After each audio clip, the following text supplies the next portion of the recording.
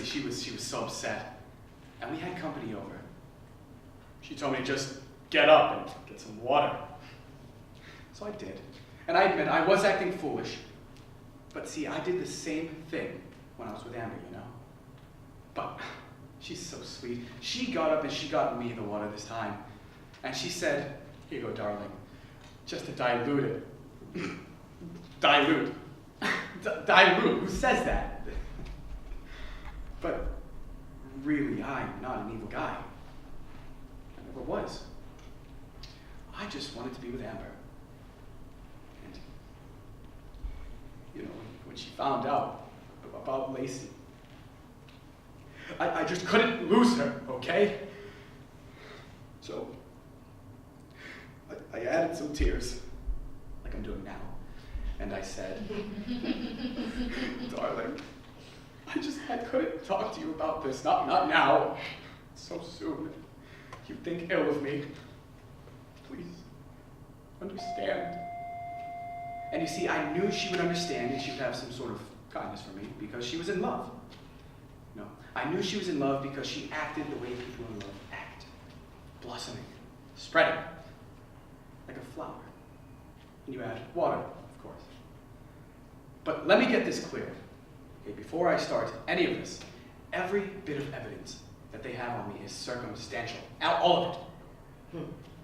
You can't put a man to death on grounds of he sold his wife's car. He sold his wife's car, so that means she's not coming back? I mean, seriously, do you know the prices on a Land Rover? No, of course not. Well, I do, and when she's back, I will buy her another one. So I'll start. Christmas Eve morning came, and Lacey, after walking the dog as usual, would usually lay in the pool on her back, being pregnant and all. And today was no different. So when she made her coffee, I put some sleeping pills in it, which was supposed to knock her out. But see, the pills and the coffee counteracted. And let's just say she was still awake. But it worked enough to the point where if I were to say strangle her, it wouldn't be much of an effort. So she came back from her jog, she laid in the pool, and I entered. I wrapped my hands around her throat and I dragged her to the bottom of the pool. It was quick, and there's no evidence. Later that day, of course, I brought her onto the boat in the middle of the San Francisco Bay, and I chopped off her head, her hands, and then her feet. And I threw them all in the water one by one. I knew they would dissipate. I figured, fish, sharks, the elements, and they did, of course. And then came the torso. Now there was my second mistake. You see, hypothetically speaking, cement takes a good 48 hours to cure, correct? Well, let's just say quick dry isn't as quick as we would love to believe. So when I threw her body into the water, no, wait. I just thought I would add this in, by the way. When I threw her body in the water, splash, I looked down and I say, "How's the water, honey? Is it great? Is it clean yet?" And I started laughing, of course. And I looked down and I said, "It's called diluting. Diluting." Oh, God. But yeah, as she sank to the bottom, I couldn't help but think, what would ever become of Lacey? Well, let's just say the old San Francisco Bay holds many secrets, and this secret it decided to give up. 2 days later, the baby washed on the shore.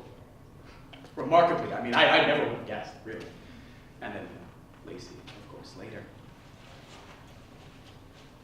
It's been 10 years now. And I think people have moved on, really. Amber, for instance, has a husband, a child. And I never really wanted children, honest. But we do have our way of coping. Oh, and as for Lacey, I think most people have forgotten about her. And that is the really sad part about all this, it really is. We tend to forget the victims in all of this. I mean, hell, she didn't deserve what happened to her. But nobody does. Do any of us deserve what happens to us? Of course not. But you, my friend, you are lucky. You get to go outside in the rain, and the water just hits your face, and all of those emotions and regrets and doubts, they just wash away, don't they? It's like that in California, you know. Modesto, for sure. Except, son, day in, day out, when your feelings begin to crack in the heart and fold over. And the water, you ask? Let's just say the water we do have is added from the ground.